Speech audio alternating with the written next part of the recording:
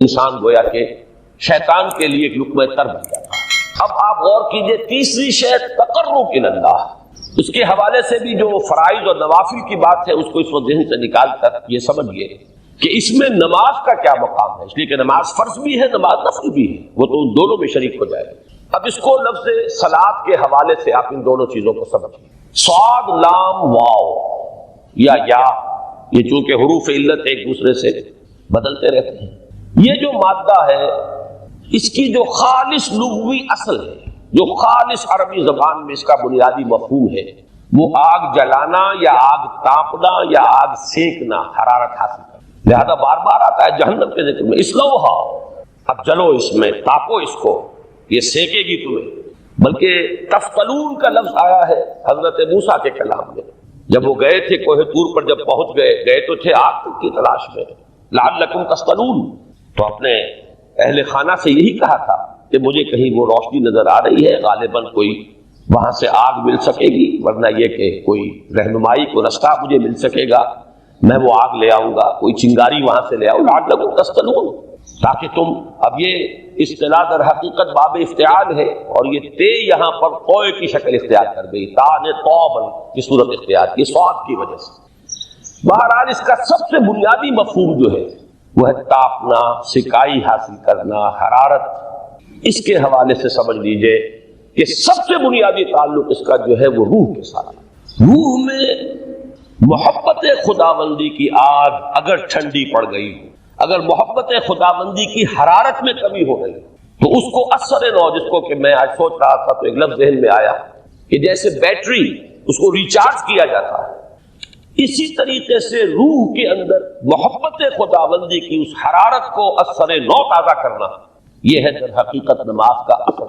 اس لیے کہ اس لفظ کا بنیادی مفہوم، اصل لغوی مفہوم تو یہ، اگرچہ اس کا سب سے زیادہ کثرت سے جو استعمال ہوتا ہے، اور لفظ صلاۃ جس سے در حقیقت جس تصور پر مبنی ہے وہ ہے اقدام، کسی کی طرف متوجہ ہونا، اور پھر دعا۔ صلاۃ کا سب سے قریبی مفہوم لفظی جب بیان کیا جائے گا، اس سے مراد، اس کے معنی، تو دعا اس میں اہم ترین، کسی کی طرف توجہ کرنا، مناجات کرنا، گفتگو کرنا، مخاطبہ، مکالمہ، دعا، یہ در حقیقت صلاۃ کا سب سے بڑا اصطلاحی مفہوم ہے۔ لیکن جو اس کا مادہ ہے، صاد لام واو یا صاد لام یا، اس کا اصل مفہوم جو ہے وہ تاپنا، حرارت حاصل کرنا۔ تو ان دونوں کے حوالے سے عرض کر رہا ہوں، وہ تاپنا اور حرارت حاصل کرنا وہ ہے روح کے اعتبار سے۔ وہ جو کہا اقبال نے کہ مجھے عشق کی آگ اندھیر ہے، مسلمان نہیں راہ کا ڈھیر، یہ عشق کی آگ جب بجھ جاتی ہے، در حقیقت یہی تو انسان کی روحانی موت ہے۔ جب یہ نہ رہے تو چاہے منطق میں بہت انسان ماہر ہو، مجھے اقبال کا ایک شعر یاد آیا تقابل کرتے ہوئے، ایک انسان محکوم اور ایک انسان حر، آزاد انسان، ان کی نفسیات میں جو بنیادی فرق علامہ اقبال نے مختلف مواقع پر بیان کیے ہیں۔ محکوم ہے بیگانہ اخلاص و مروت، ہر چند کے منطق کی دلیلوں میں ہے چالاک، تو منطق کی دلیلوں میں انسان چالاک ہو جائے اور وہ لغت ہائے حجازی کا وہ ایک خزانہ بن جائے، اسے تمام الفاظ کے معنی یاد ہو، وہ بڑے مسائل فقہ کے اسے ازبر ہو، جزیات، بے انتہا جزیات جو ہے وہ مستحضر ہو، فلسفے کے بڑے بڑے مسئلے اس نے حل کر لیے ہیں، لیکن اگر روح میں وہ اللہ کی محبت کی آگ نہیں ہے، وہ تپش نہیں، مجھے عشق کی آگ اندھیر ہے، مسلمان نہیں راہ کا ڈھیر۔ اسی کے حوالے سے آج مجھے یاد آیا تھا کہ وہ جو بڑی سادہ سی ایک نظم ہے، اللہ تعالیٰ سے دعا، یا رب دل مسلم کو وہ زندہ تمنا دے، اس میں بھی جو الفاظ آئے ہیں، جو روح کو گرما دے اور قلب کو تڑپا، یہ ہے اصل جو مقصود ہے نماز کا۔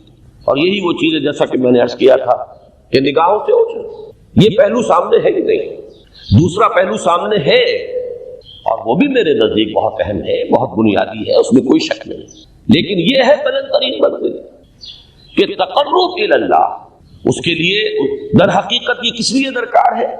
روح کے اندر عشق کی حرارت اور گرمی تازہ ہوتا ہے۔ بسا اوقات یہ اندر دب جاتی ہے، جیسے انگارہ ہوتا ہے آگ کا، اس کے اوپر خاک اور راکھ آ جاتی ہے، اندر کچھ ہوتی ہے، آگ دبی ہوئی سمجھ، آگ بجھی ہوئی نہ جان، اس دبی ہوئی آگ کو پھر ایک شعلہ بنانا، پھر اس کے اندر ایک حیات تازہ پیدا کرنا، یہ ہے نماز کا اہم ترین اور بلند ترین مقصد۔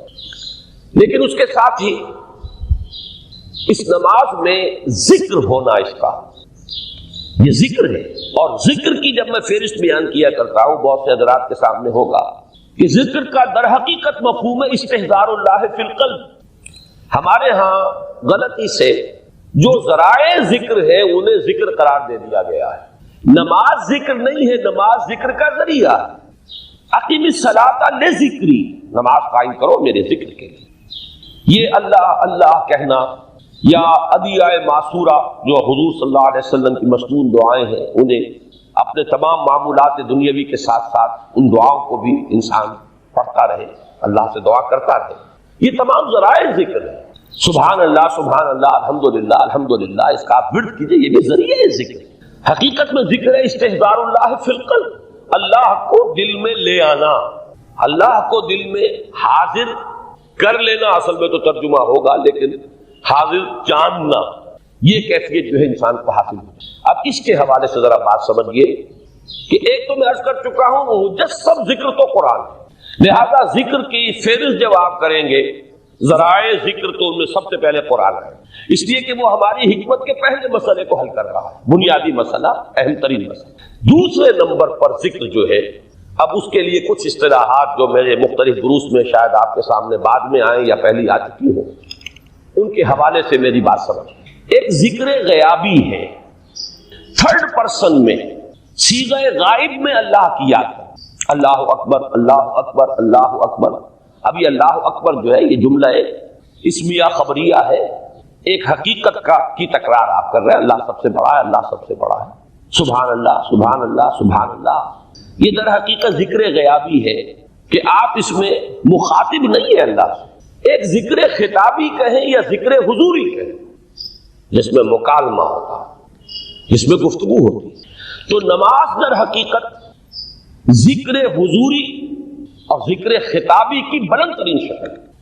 اس لیے میں نے عرض کیا تھا کہ نماز کے لفظ یا صلاۃ کے لفظ، یہ اصطلاحی معنی جو اکثر و بیشتر کیے جاتے ہیں وہ ہے دعا، اور دعا میں ہوتا کیا ہے؟ مکالمہ ہے، مخاطب، اے اللہ، اے میرے رب، اے پروردگار۔ پھر یہ کہ اس میں اقدام اور کسی کی طرف متوجہ ہونا، یہی وجہ ہے کہ افتتاح صلاۃ، نماز کو شروع کرنے کے لیے ایک تو وہ الفاظ جو قرآن مجید میں آئے ہیں، انی وجہت وجہی للذی فطر السماوات والارض حنیفا وما انا من المشرکین، یہ ہے توجہ کا ارتکاز، بشرطے کہ یہ صرف الفاظ ہی نہ نکل رہے ہوں، واقعتاً یہ تعبیر ہو اس وقت کی انسان کی نفسیاتی کیفیت کہ شعوری طور پر وہ فیصلہ کرتا ہے کہ اب میں منقطع ہو رہا ہوں، ہر چہار طرف سے اپنی توجہ کو ہٹا کر، ہر مسئلے سے اپنے آپ کو خالی و ذہن کر کے، یعنی ظاہری اور باطنی دونوں اعتبار سے میں اپنی توجہ کا ارتکاز کر رہا ہوں اس ذات کی طرف جس نے آسمان اور زمین کو پیدا کیا، اور بالکل یکسو ہو کر رہا ہوں۔ انی وجہت وجہی للذی فطر السماوات والارض حنیفا وما انا من المشرکین۔ اور دوسری وہ جو دعا جس سے ہم افتتاح کرتے ہیں اپنی نماز کا، دیکھیں اس میں خطاب کا کس قدر اہتمام، وہاں سبحان اللہ نہیں ہے، سبحانک اللہم، پاک ہے تو اے رب ہمارے، وبحمدک وتبارک اسمک وتعالی جدک۔ آپ غور کر رہے ہیں، یہ ہے خاطب، براہ راست مخاطب ہو رہی۔ تو سب سے پہلی بات تو یہ ہوئی کہ ذکر کی ایک شکل ہے ذکر غیابی، دوسری ذکر حضوری، اور ذکر حضوری یا ذکر خطابی کی بلند ترین منزل، بلند ترین اس کا ذریعہ نماز۔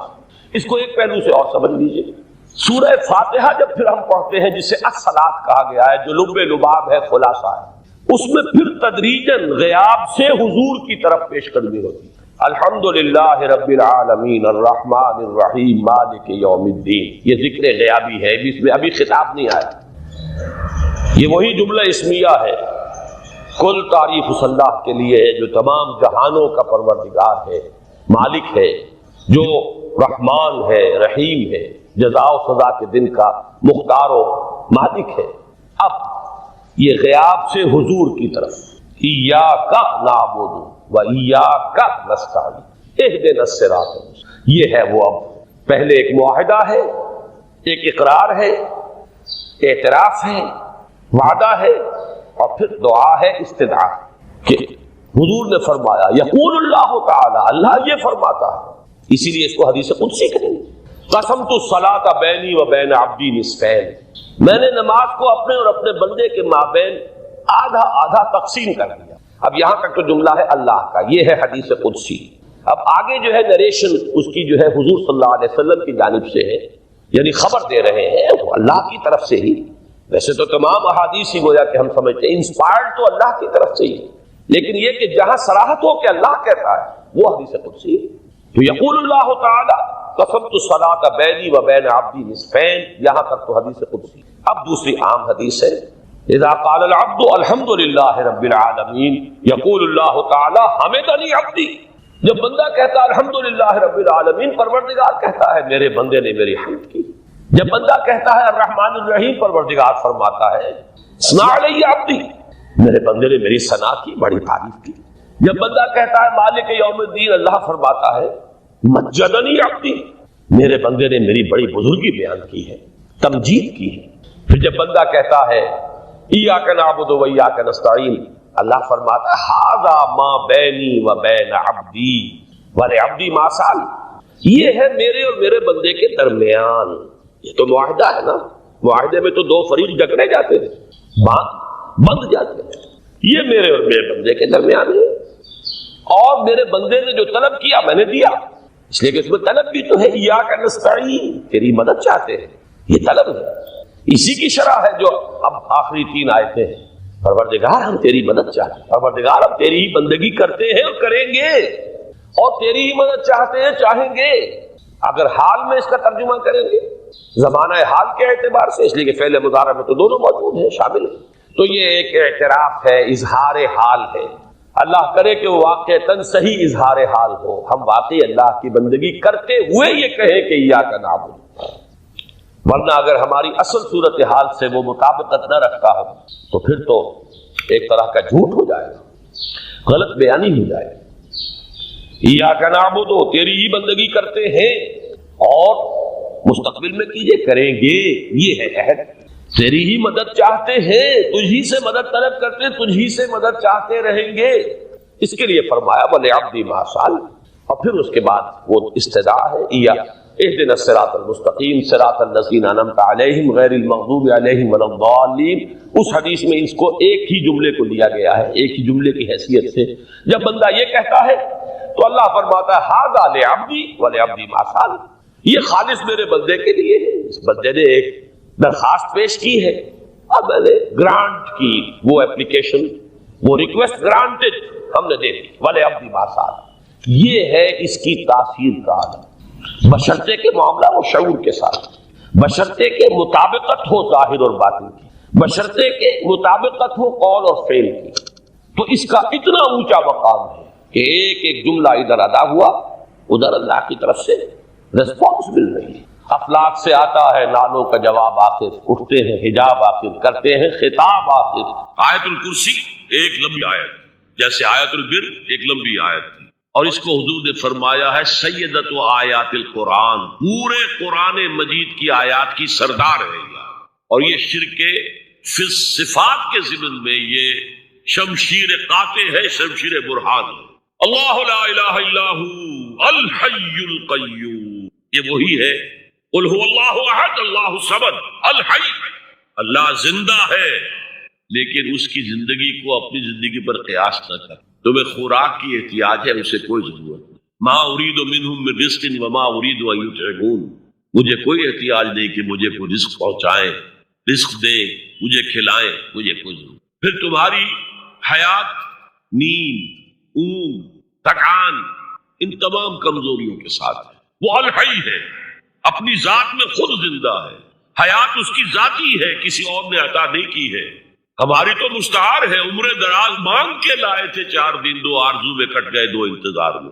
اور القیوم بقیہ پوری کائنات کے لیے وہی ہے، اس کو تھامے ہوئے، لا تاخذہ سنۃ ولا نوم، الحی، حیات کامل، کہ اس کو نہ نیند آتی ہے نہ اونگ آتی۔ لہ ما فی السماوات و ما فی الارض، آسمان اور زمین میں جو کچھ ہے اسی کی ملکیت ہے۔ تم کسٹوڈینز ہو، تم امین ہو، ای امانت چند روزہ نزد ماست، در حقیقت مالک شے ہر شے خداست، یہاں تک کہ یہ میرا جسم بھی میرے پاس امانت ہے۔ میں کون ہوں؟ میری خودی، میری انا، میری روح جو پوزیس کرتی ہے اس بدن کو، لیکن یہ پوزیشن ملکیت کا نہیں ہے، امانت کا ہے۔ یہ امانت، یہ ہاتھ بھی امانت ہے، میری زبان بھی امانت ہے، میری آنکھیں بھی امانت ہے۔ من ذا الذی یشفع عنده الا باذنہ، یہ یہاں پر انداز بڑا پرجلال ہے۔ کون ہے وہ جو شفاعت کر سکے اس کے دربار میں مگر اس کے اذن سے؟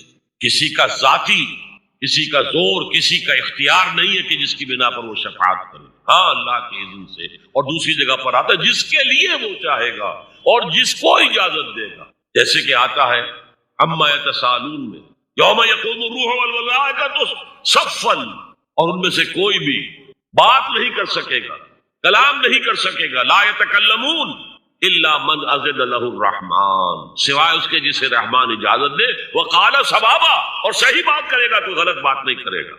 یعلم ما بین ایدیہم وما خلفہم ولا یحیطون بشیء من علمہ الا بما شاء، وہ تو جانتا ہے جو کچھ بھی ان کے سامنے ہے اور ان کے پیچھے ہے، اور یہ کوئی احاطہ نہیں کر سکتا مخلوقات میں سے اس کے علم میں سے کسی کا بھی سوائے اس کے جو وہ خود چاہے۔ یہاں بڑے ہی لطیف انداز میں شفاعت باطلہ کے تصور کی نفی ہو گئی۔ دیکھیے آپ کہیں جا کر کسی مجسٹریٹ سے سفارش کرتے ہیں تو کیا کہتے ہیں؟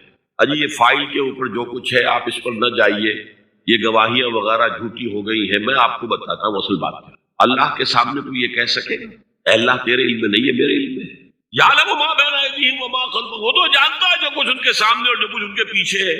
ولا یحیطون بشیء من علمہ الا بما شاء، اور ان میں سے کوئی بھی، جیسے کہ میں ابھی بتا چکا ہوں، بریلوی مرکب فکر بھی کہہ رہا ہے کہ اللہ کا دیا ہوا علم ہے، محمد رسول اللہ کا جتنا ہے، لا محدود نہیں ہے، محدود ہے، قدیم نہیں ہے، حادث ہے، تو جتنا اللہ چاہتا ہے، جس کے لیے جتنا چاہتا ہے، لیکن اس کے علم میں سے احاطہ نہیں کر سکتا کوئی مگر جو وہ چاہے۔ وسع کرسیہ السماوات والارض، اس کا اقتدار چھایا ہوا ہے، مستولی ہے، آسمانوں پر بھی اور زمین پر بھی۔ ولا یؤودہ حفظہما، اور اسے عاجز نہیں کر سکتی ان دونوں کی حفاظت۔ قیوم وہی ہے، صمد وہی ہے، لیکن اس سے کوئی تکان طاری نہیں ہے، عاجز نہیں ہے۔ یہ اصل میں نفی ہے جو تورات حافظے سے مرتب کی گئی تھی۔ 587 میں نبوکڈ نظر کا جو حملہ ہوا تھا اس میں اصل تورات گم ہو گئی، اس وقت سے آج تک وہ اصل تورات ان کے پاس نہیں۔ پیریڈ آف کیپٹیوٹی سے واپس آئے ہیں بیت المقدس میں، سائرس کے لطف و کرم کی وجہ سے، ذوالقرنین کے لطف و کرم کی وجہ سے، پھر یادداشتوں سے لوگوں نے وہ تورات مرتب کی ہے، تو اس میں انسانی فکر شامل ہو گیا، لہذا وہاں یہ لکھا ہے اللہ نے 6 دنوں میں آسمان اور زمین پیدا کیے اور 7ویں دن آرام کیا، یعنی کوئی تکان لائق ہو گئی۔ قرآن نے کہا، اللہ تعالیٰ نے فرمایا سورہ قاف میں وَلَقَدْ خَلَقْنَا السَّمَاوَاتِ وَالْأَرْضَ وَمَا بَيْنَهُمَا فِي 6 أَيَّامٍ وَمَا مَسَّنَا مِن لُغُوبٍ، یقیناً ہم نے آسمان اور زمین اور جو کچھ ان دونوں کے مابین ہے انہیں 6 ہی دنوں میں پیدا کیا۔ وہ بات ٹھیک ہے، لیکن ہمیں کوئی تکان لائق نہیں ہوئی کہ ہمیں کسی آرام کی ضرورت ہو۔ لا یعودہ حفظہما وہو العلی العظیم، العلی وہی ہے سب سے بلند و بالا، لتکون کلمۃ اللہ ہی العلیٰ، تاکہ اللہ کا کلمہ سب سے سربلند ہو جائے، اور وہی عظیم ہے، عظمت والا۔ اللہ تعالیٰ مجھے اور آپ کو اس سے بچائے، اپنے سابقہ زندگی کے گناہوں پر توبہ کرنے کی اور اللہ سے استغفار طلب کرنے کی توفیق عطا فرمائے، اور اپنے دینی فرائض کی انجام دہی کے لیے کمر بستہ ہو جانے کا عزم مصمم کر لینے کی توفیق عطا فرمائے۔ زندگی میں دکھ اور سکھ ان کا چولی دامن کا ساتھ ہے، دکھ بھی ہے، سردی کے ساتھ گرمی، گرمی کے ساتھ ساتھ، ان مع العسر یسرا، ان مع العسر کے ساتھ۔ لیکن انسان نفسیاتی طور پر متاثر جو ہوتا ہے وہ تکلیف سے، دکھ سے، خوشی آتی ہے تو وہ ایسے گزر جاتی ہے، اس کا وقت کا بھی پتہ نہیں چلتا، بڑی تیزی کے ساتھ وقت گزر، لیکن غم کا معاملہ ہو جائے تو ایک ایک لہجہ جو ہے وہ بڑا کٹھن ہو جائے، بڑی مشکل سے۔ تو انسان کے احساسات پر زیادہ جو اثر آتا ہے وہ دکھ۔ بعض فلسفے دنیا میں ایسے ہیں کہ جنہوں نے اس دکھ، خاص طور پر جو حساس انسان اس کو محسوس کرتا ہے، اس کے اعتبار سے یہ کہا ہے کہ دنیاوی زندگی نرا دکھ ہی دکھ۔ آپ کو معلوم ہے کہ تعداد انسانوں کی بہت بڑی تعداد ہے جو بدھ مت کی پیروی، اور بدھ مت کا کلمہ طیبہ یہ ہے، یعنی یہ ان کا اصل اصول ہے، جیسے ہمارے دین کا اصل لا الہ الا اللہ محمد کلمہ طیبہ، ان کا جو کلمہ طیبہ ہے وہ یہ سروم دکھم، سب دکھ ہی، سب مصیبت ہی، انسانی زندگی جو ہے وہ تو صرف دکھوں سے اور تکلیفوں سے۔ اسی کو غالب نے بھی کہا ہے، آپ نے یہ شعر غالب کا میں نے سنا ہوگا کہ قید حیات و بند غم اصل میں دونوں ایک ہے۔ یہ قید حیات ہے، ابھی آپ حدیث سن رہے تھے، دنیا سے مومن کے لیے یہ دنیا کی زندگی جو ہے جیل خانہ ہے، یہ قید ہے، قید حیات۔ جیسے جیل میں آدمی اپنی مرضی سے نہیں جاتا، بھیجا جاتا، اپنی مرضی سے نہیں نکلتا بلکہ نکالا جاتا، اسی طرح لائی حیات آئے قضا لے چلی چلے، اپنی خوشی سے آئے نہ اپنی، تو دنیا کی زندگی جو ہے وہ واقع ایک اعتبار سے قید خانہ۔ قید حیات و بند غم اصل میں دونوں ایک ہیں۔ جب تک یہ زندگی رہے گی غم بھی لگا رہے گا، تکلیفیں لگی، مسائل آتے رہے، انسان کو دکھوں کا سامنا رہے گا، واسطہ رہے گا۔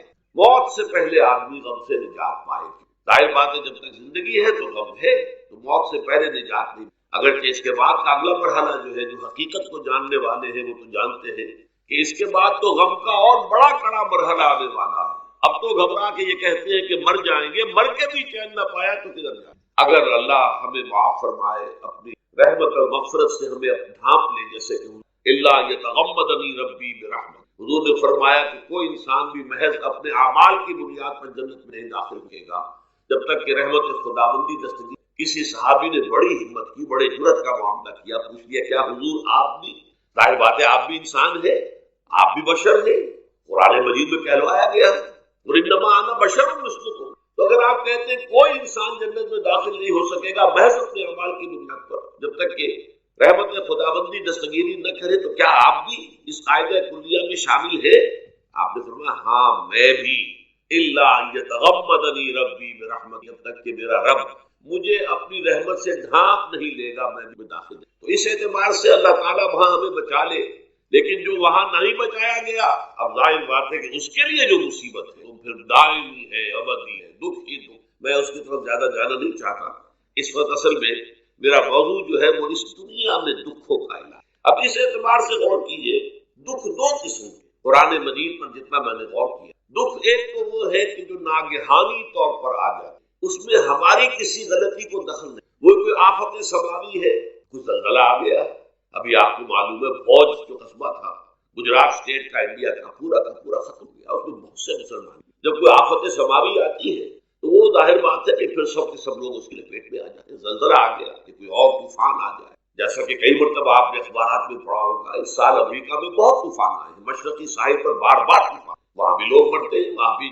چھتیں اڑ جاتی ہیں، وہاں بھی تباہی جو ہے آتی ہے۔ اس حوالے سے ایک تو ہے وہ ناگہانی آفات، آفت ارضی ہو یا آفت سماوی ہو، زلزلہ ہے یا آفت ارضی ہے، طوفان آ گیا ہے، کوئی سائیکلون آ گیا یا آفت سماوی ہے، یا کوئی آسمان سے بڑا سا پتھر آ جائے۔ آپ کبھی کبھی اخبارات میں پڑھتے ہوں گے کہ ایک بڑی چٹان پاس سے گزر گئی، بہت بڑی خلائی چٹان جو ہے زمین کے قریب سے ہوकर گزر گئی، زمین بچ گئی، ورنہ اگر وہ زمین سے ٹکرا جاتی تو نہ معلوم کتنا بڑا یہاں پر تباہی کا معاملہ، بڑے بڑے جو ہے شہاب گرتے رہے زمین کے اوپر، بڑی بڑی تباہی آتی رہی۔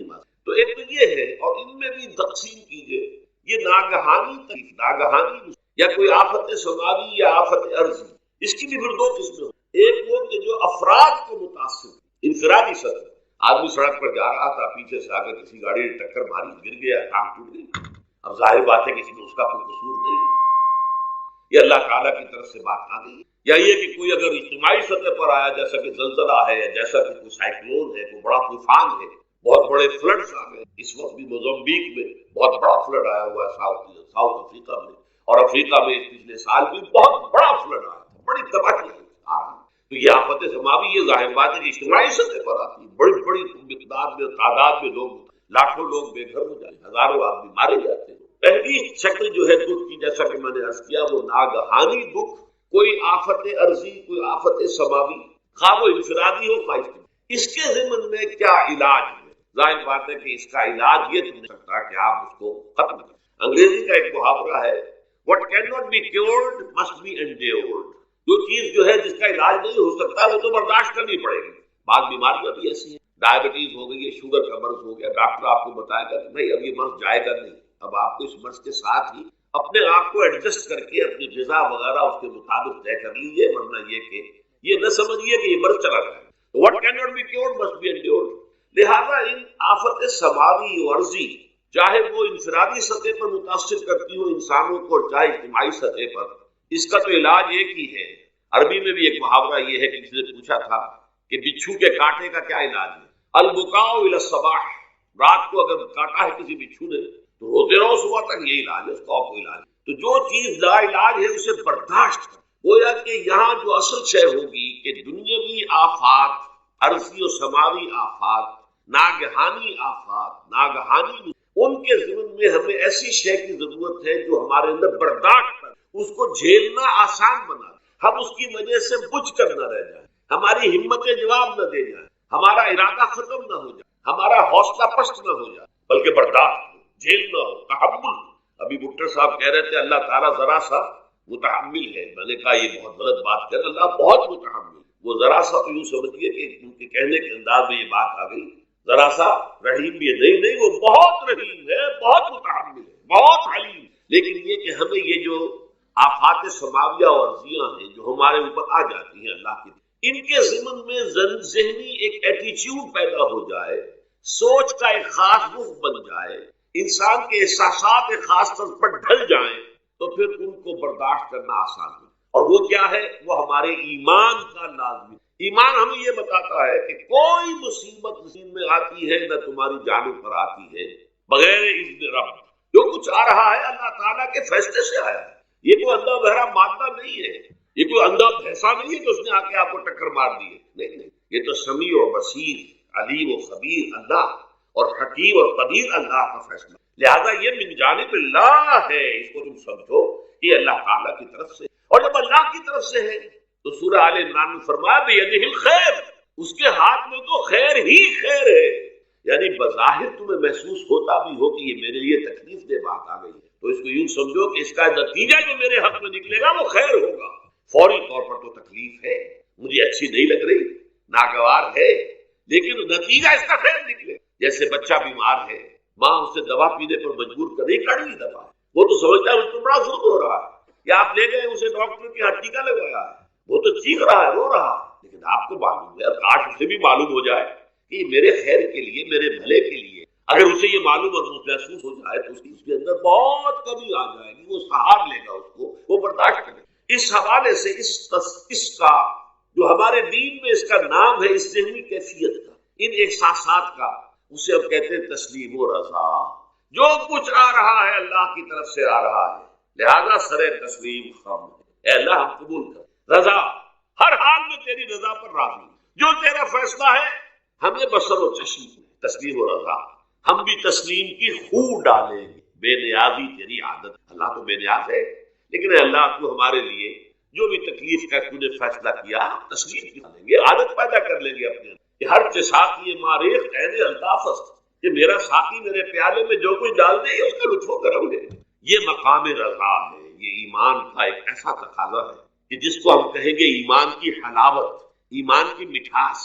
اگر آپ کا منہ کڑوا ہو جائے تو آپ چینی کھاتے ہیں تاکہ منہ کا ذائقہ ٹھیک ہو جائے. اگر تکالیف کی وجہ سے، دکھ کی وجہ سے آپ کے احساسات کے اندر کوئی خرابی پیدا ہو رہی ہے، یہ جو مقام رضا ہے یہ اس کے لیے قند ہے، یہ اس کے لیے چینی ہے، یہ اس کے لیے شہد ہے، یہ اس کی تلخی کو ظاہر کر دینے والی چیز کہ اللہ تیری رضا سے راضی و رضا رب. اب اس کے ضمن میں سمجھیے، یہ تو اصولی بات میں نے آپ کو بتائی. اس کی 3 کیفیات ہو سکتی ہے. کیوں اللہ کی طرف سے؟ سب سے پہلی شے ہے، اب وہ جو آیات میں نے سنائی تھی وہ سن لیجیے پہلے تک. سورہ تغابن میں فرمایا ما صاب من مصیبت الا باذن اللہ. دیکھو کوئی مصیبت تم پر نہیں آ سکتی، نہیں آتی مگر اللہ کے اذن. ومن یؤمن باللہ، اور جو شخص اللہ پر ایمان رکھتا ہو یہد قلبہ، اللہ اس کے دل کو ہدایت دے، اس کے دل کو سکون عطا کر. وہ راضی برضائے رب، اس میں شکوہ نہیں رہتا، اس میں شکایت نہیں، اس میں تلخی نہیں ہوتی. کیوں ہو گیا، کیسے ہو گیا، کیوں ہو گیا، نہیں ہونا چاہیے. یہ سارا جو پیچ آدمی کھاتا رہتا ہے اندر ہی اندر، وہ جو پیچ کھا رہا ہے اس آدمی برو کشید سے پیچا کہ ہستمود مرا کہ اقدہا کے مقام رضا کشود مرا. یہ پیچ کھانا جو ہے، پیچا کے ہستمود، اس سے اللہ تعالیٰ نے مجھے نجات دے دی ہے مقام رضا کے ذریعے سے.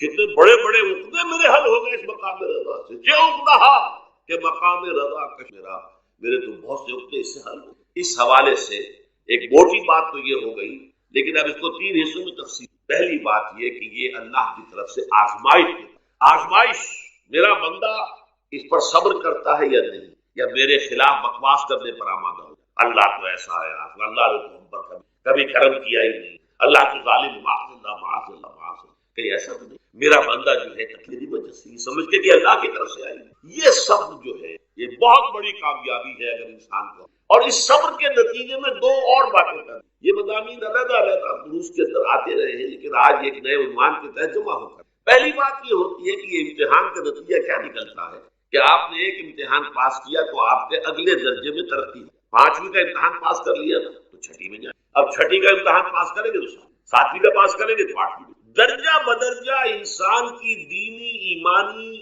اور روحانی ترقی کا ذریعہ یہ آزمائش ہے، جتنا اس میں صبر ہوگا، جتنا اس میں تسلیم و رضا جو ہے آپ حاصل کرتے جائیں گے تو آپ کے درجے بلند ہوتے جائیں گے، آپ کا امتحان کڑے سے کڑا آئے گا، بڑے سے بڑا آئے گا، مشکل سے مشکل تر آئے گا، ایک وقت میں ایم اے کا امتحان بھی آپ کو دے، ایک وقت میں ہو سکتا ہے پی ایچ ڈی کے لیے تھیسس آپ لکھیں، پھر اس کے اوپر جو ہے ٹیم بیٹھی ہوئی اور آپ سے وہ بحث کرے، جرا کرے آپ سے، وہ بھی کرنا ہوگا، لیکن یہ کہ اگر پرائمری ہی میں فیل ہو گئے تو اس کا سوال ہی پیدا نہیں ہوتا کہ کبھی آپ ایم اے کا یا پی ایچ ڈی کا تھیسس، اور اسی کو دوسرے انداز میں کہا گیا ہے قرآن مجید میں وَلَيُبْلِيَ الْمُؤْمِنِينَ مِنْهُ بَلَاءً حَسَنًا، اصل میں ابلا کہتے ہیں، بلا یبلو جو ہے عربی زبان میں آتا ہے آزمانا، خلق الموت والحیات لیبلوکم ایکم احسن، یہی معنی ابتلا کے میں، ابتلا یبتلی آزمانا، ابلا یبلی جو آتا ہے باب افعال سے، اس میں آتا ہے کسی کو کسی تکلیف میں ڈال کر اس کو نکھارنا، کہ اس کا جوہر نکھر جائے، اس کے اندر جو خیر ہے وہ اور چمک جائے، لوگوں کو بھی معلوم ہو جائے کہ یہ شخص اس مقام کا ہے، اس کے اندر یہ صلاحیت ہے، اس میں یہ قوت